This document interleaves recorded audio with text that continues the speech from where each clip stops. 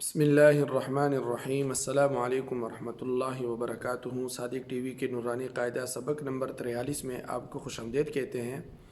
آج کا سبق بھی ہمارا مد کے متعلق ہے۔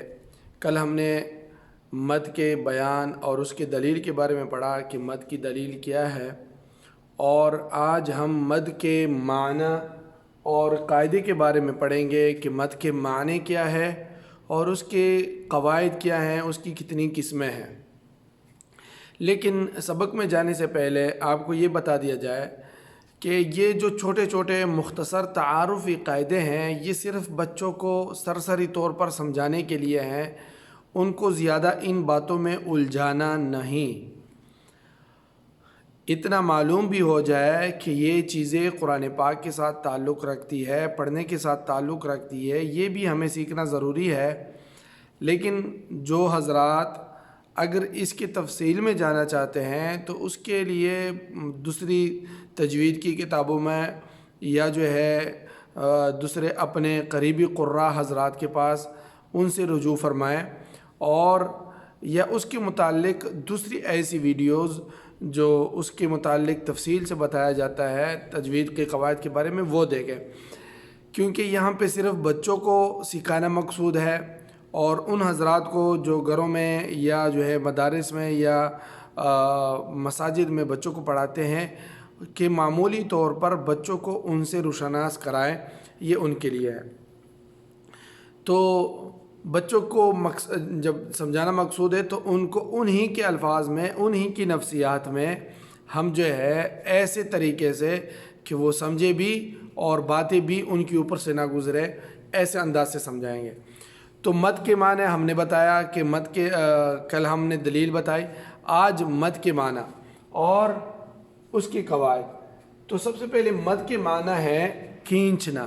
کھینچنا بچوں کو بتایا کہ مد کے معنی ہے کھینچنا، لمبا کرنا، ایک چیز کو کھینچنا یا لمبا کرنا، اور مد کا نشان لگا کر بتا دے کہ دیکھو جیسے یہ نشان کسی حرف پر قرآن پاک میں لکھا ہوا ہو تو وہ کیا ہوتا ہے، اس کو کھینچا جاتا ہے، لمبا کیا جاتا ہے، اس کو لمبا کر کے پڑھتے ہیں، کھینچ کر پڑھتے ہیں۔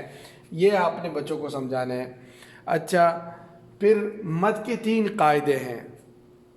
ہم ایک قاعدہ پڑھیں گے آج، پھر کل کو دوسرا، پھر تیسرا، تاکہ جو ہے سبق بھی لمبا نہ ہو اور بچوں کو سمجھنے میں بھی آسانی ہو اور آپ کو سمجھانے میں آسانی ہو۔ تو مد کے 3 قاعدے ہیں۔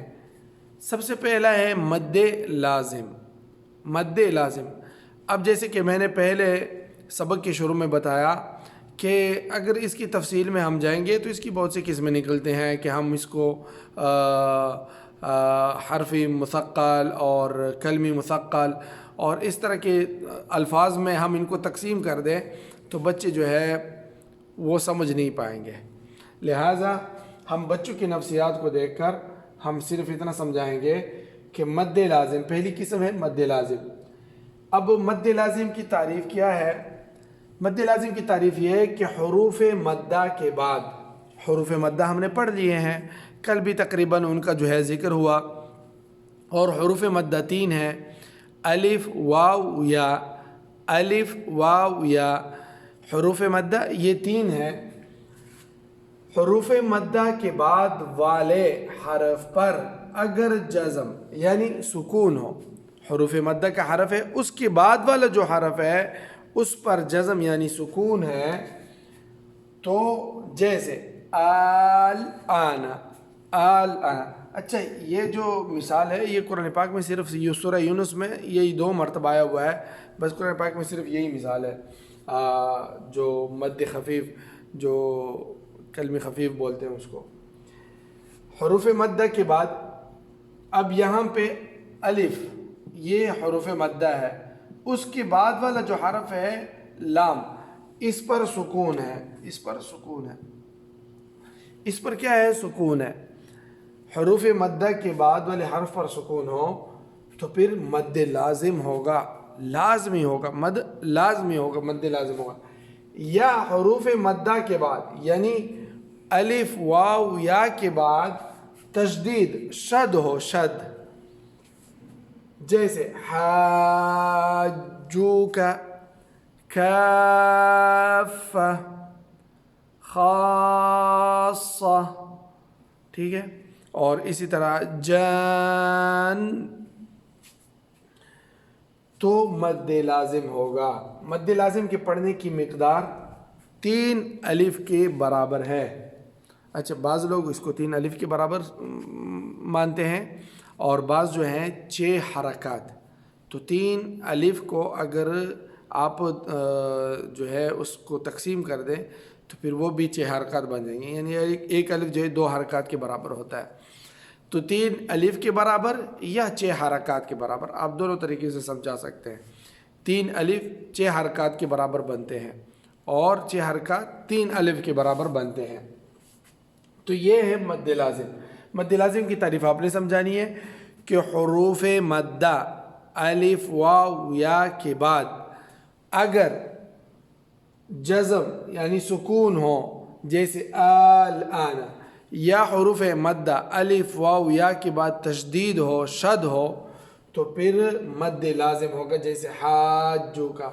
और उसके पढ़ने की मिकदार 3 अलिफ के बराबर है या 6 हरकत के बराबर है। ये है आज का सबक और इसकी हिजे भी कर लेते हैं। हमज़ा मद लाम कड़ा ज़बर अल, हमज़ा मद लाम कड़ा ज़बर अल, हमज़ा कड़ा ज़बर अल, नून ज़बर ना, अल आन वक़फ़न अल आन। अच्छा, हाजू का हा अलिफ मद जीम ज़बर हज, हा अलिफ मद जीम ज़बर हज, जीम वापिस जू, हाजू, काफ ज़बर का हाजू का, हाजूक वक़फ़न हाजूक। इस तरह के दूसरे अल्फाज आप उनको जो है समझा के मिसालें दे सकते हैं। तो ये है आज का सबक मद्द लाजिम के बारे में। कल इंशाल्लाह दूसरे मद के बारे में पढ़ेंगे और फिर तीसरे मद के बारे में। सबक समझ आया हुआ हो तो फिर उसको लाइक करें, शेयर करें और उसको जो है सदका जारी समझ कर शेयर करें। जज़ाकुमुल्लाहु खैरन फिद्दारीन।